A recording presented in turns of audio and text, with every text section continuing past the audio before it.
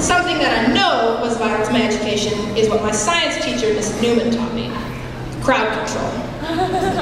Now, I had her class right before lunch, and I'd get in there, and she'd turn off the lights and have us take notes, and her voice is so soothing.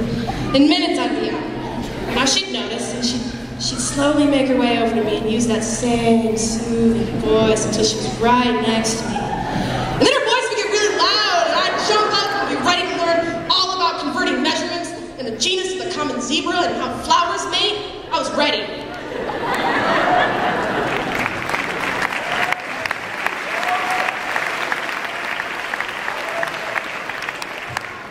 Now, by now, you guys must really be wondering how I've managed to pass high school. What with falling asleep in class and my near-death experiences at work. But honestly, I am good at something, and that's history. And no one can tell you that better than Miss Bounds. Now,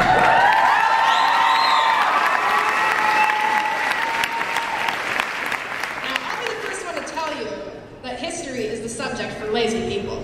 I mean, the work's already done. All you have to do is take pages and pages and pages and pages. 250 pages, I counted last night, of notes that someone else has already picked out for you. That's why I've decided to be a constitutional lawyer, because it requires little math and hopefully zero chemistry. I have Miss Bounds to thank me for inspiring me to do this. I'd like to let everyone here today know that I'm available for legal services 24 hours a day. Actually, any job I'm available for. However, seeing as you all know my work ethic involves sleeping and complaining, nothing will come of this. I would next like to take a pause in the hilarity and to express a very sincere and heartfelt farewell to our very own Mr. Johnson.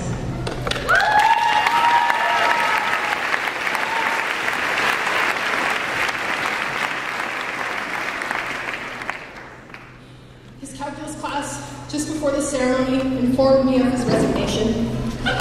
Apparently, his calculus class was struggling with a problem, and in a decision that I'm sure will haunt him forever, said, "I'll quit my job if I can't solve that problem."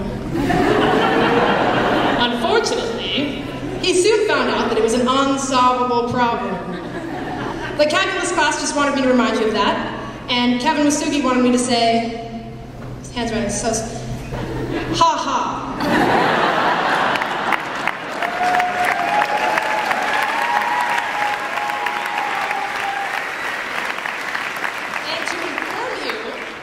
That he will be taking your place on the staff next year. Speaking of taskmasters, the devil wears Prada while Maria Cheeseman wears sweatsuits, and that is so much more intimidating. Plus, she's cunning, tricky. You have to watch her, because if you let your guard down for even 1 second, look at the soccer team treatment. Maria went away one day and left specific instructions for the team. However, they didn't follow them. So the next afternoon, she hid in the bushes to see if they'd do a warm-up lap. Well, they didn't. Hence the reason none of them ever here today. And when ghosts want to scare their children, they tell Maria stories. So you just remember that. Another teacher who constantly forced me to do everything she wanted was my basketball coach, Oz.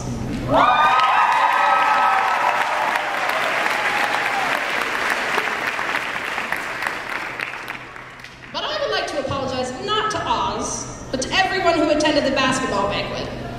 I had just had my wisdom teeth removed about 3 hours before, and I may or may not have been on a little medication.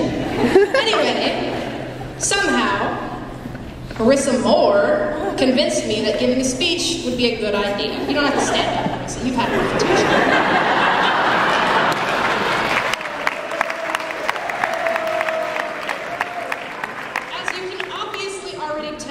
Brevity is not my strong point.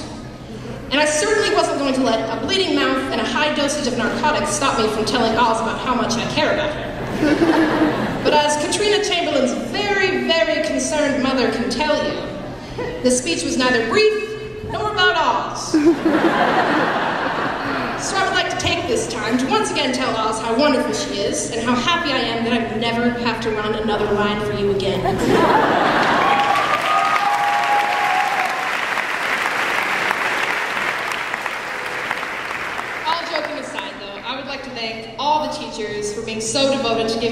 great education. And while in Maverick Davison's case they failed, with the rest of the class of 2011, you have succeeded.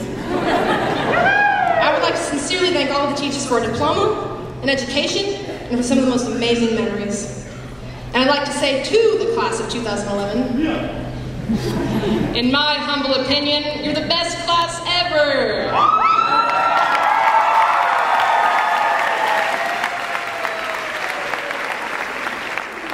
Like the old saying goes, guys, 90th time the charm, right? And I'd like to say, on behalf of the class of 2011, thank you to friends and family. Where's mine, by the way? Woo! I know her! Had they all been here, that entire section of the bleachers would be taken off. But we never could have done any of this without you. And I'd like to say thank you once again to the teachers, the administration, the career center, the custodial staff, the office secretaries, and the greatest librarian ever for everything you've done for us.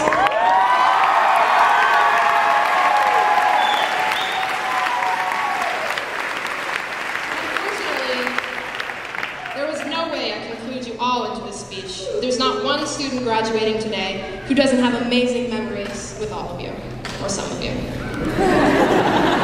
And we'd like to bid farewell to Mr. Johnson. Thank you very much.